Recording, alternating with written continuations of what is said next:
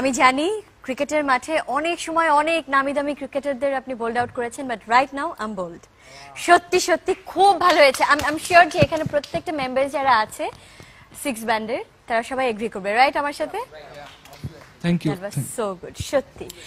But এই গানের আসল যে শিল্পী যে কণ্ঠ দিয়েছেন তার মতামতটাও জানা খুব দরকার, রাইট?